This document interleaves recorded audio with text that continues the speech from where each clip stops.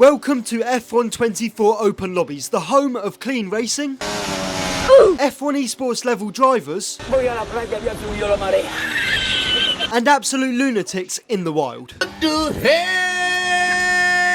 And in this video, I'm going to try and go from last to first in one of these crazy lobbies whilst avoiding the chaos going on around me. So, my first attempt at this challenge was unsurprisingly a bit of a mess. The first problem was that I wasn't even starting this race at the back of the grid. After about 30 meters, two cars had decided to play bumper cars, and then this happened. That Haas must have stalled on the grid, and I now had a fully damaged left front wing, which magically increased to a fully damaged front wing after the first corner, and well, the carnage didn't exactly slow down there.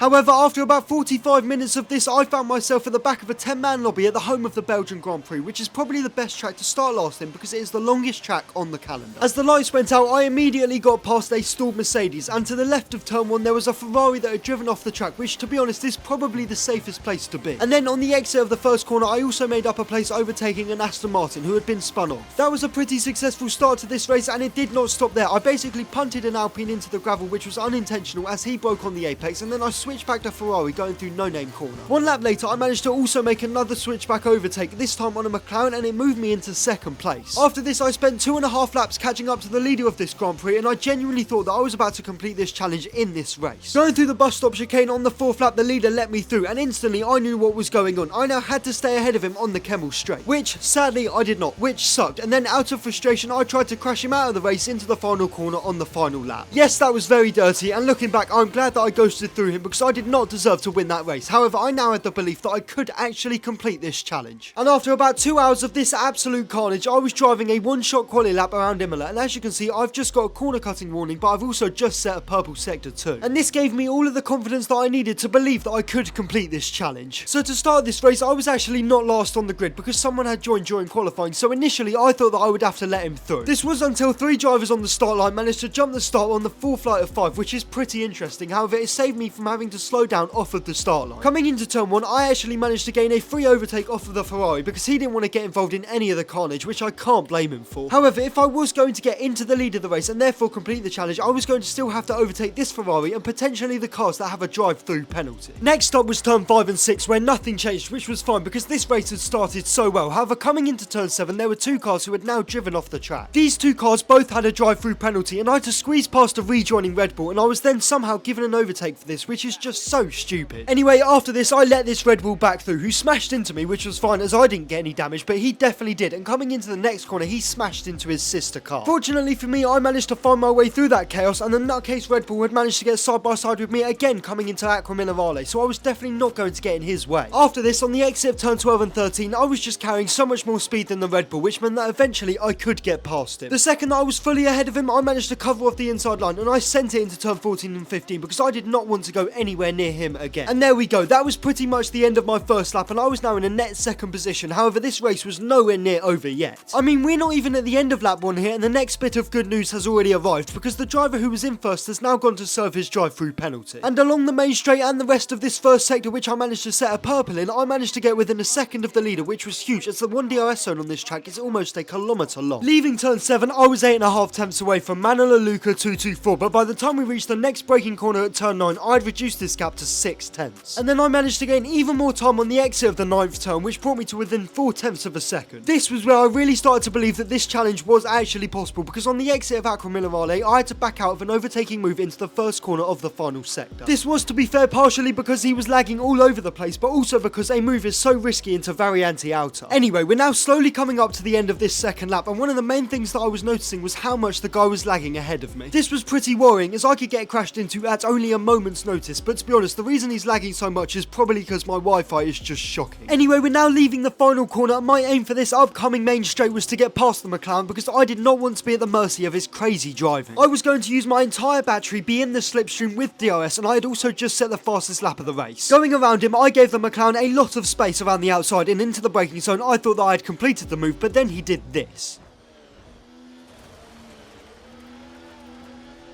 So we're just going to rewind the footage and have a proper look at this collision because I'm still certain that it was not my fault. As the footage is broken down, I'll go into detail. I broke later than usual. I was on to miss the apex as I turned in slightly late and he still managed to hit me. Anyway, we're going to move on from this because I still believe that I was in this race and I still believe that I could definitely win. Coming into turn 3 and 4, my head was a little bit gone at this point and I'd also dropped over a second to the leader, which would have increased after a shocking 2 corners from myself. But fortunately for me, I managed to keep it on the track and Manola didn't, which meant that by the time I'd got to turn 7, I was now back into DRS. So we're actually going to speed almost all the way up until the end of this third lap because I was just having to catch back up to the leader of this race. And luckily for me, I was slowly but surely catching up to him because as we return to normal racing speed, I'm going to be 2 tenths away from the lead of this race. And to be honest with you, I was just desperate to get revenge on this guy and make the overtake. Coming into the final 2 corners, I faked a move up his inside, which he managed to fall for and then missed the apex of the penultimate corner. And then out of the final corner, I also got a better exit. As usual, the DRS was on. I was deploying ERS and the slipstream was being abused, but this time I was not going to make the same mistake as the previous lap. This time I went up the McLaren's inside and way before the first corner's braking zone, I got into the lead of the race, which was absolutely brilliant. There was now just 2 laps to go and all I thought that I would have to do was keep the car on the tarmac as I thought that I would now pull away from second place, but this would not be the case. For some reason, over the next few corners, I just seemed to be making mistakes all over the place and this was costing me some valuable lap time. This was especially true as the Red Bull, who was in 3rd place with the 2-second penalty, had now moved himself up in the leaderboard and I was now getting caught by him very quickly. But once again, I did not think that this would be a problem because of his penalty, but I really didn't know how much speed he had, so I couldn't afford to let him past and drive off into the distance. But here is where I really realised that I was on the edge of throwing away this race win. Coming into Acqua Minerale, I had a 1.2 second advantage over second place. However, I turned in slightly early and had to massively reduce my minimum speed going through the corner, and this meant by the time we reached the next chicane after these couple of corners, I would only be 4 tenths ahead. This was now or never for me. I had to keep my head and not bottle this race win. After the chicane, I had a pretty average exit out of it, and I was now coming into the final corners on this lap, knowing that I had to nail the exit out of the final corner if I wanted to stay in the lead of the race. And I basically did the opposite of this, as on the exit I had a massive snap of oversteer, but I was genuinely just so lucky, as the Red Bull managed to somehow get an even worse exit than me. And this made me decide to dump my entire battery's worth of ERS in overtake mode along this main straight, as I was planning on using it during the rest of this final lap. However, staying ahead into turn 1 could be vital for my race. It was now time for turn 1, turn 2 and turn 3, which unsurprisingly I messed up. I honestly think that this first sector was up there with the worst ever driven. I just could not take my eyes off of the timing tower, which isn't exactly going to help you when you're trying to hit apexes. So leaving turn 5, the race engineer told me that there was a yellow flag up ahead, and once again this drew my attention to the timing tower, as there was an Aston Martin over a minute behind that is about to cause me a lot of trouble. But first I had to focus on keeping this car on the racetrack, as I had a horrible exit out of turn 7 and I was now side by side with this Red Bull. Because of his penalty, I was desperate to avoid any sort of contact with him, so I ran along the grass and sadly let him through, but that was nothing compared to what's about to happen. Right, so we're going to stop the footage here, and as you can see, it looks as if the Aston Martin is going to be willingly lapped and let me and the Red Bull through. However, I'm assuming that he tried to smash the Red Bull off, which he probably had previous experience with, and actually hit me, which retired him, and now I had a red front wing with only a few corners to go. I now had to stay within 2 seconds of the Red Bull to complete this challenge, and this was going to come right down to the finish line. Leaving the chicane, I just about managed to avoid driving off of the track. Unfortunately for me, the Red Bull had under 10% of his battery left as he was flashing red, so I knew that I would at least not lose any time on this mini straight. Through the final 2 corners, all I could think of was just don't drive off of the track and lose this race, which I did not, and therefore I had successfully completed the last of first versus an F1 24 open lobby challenge. Thank you all so much for watching. I'm sorry for no upload last week. I was in the middle of an exam season, and I will see you all next week. By the way, please remember to subscribe because we are getting so close to 20,000 subscribers.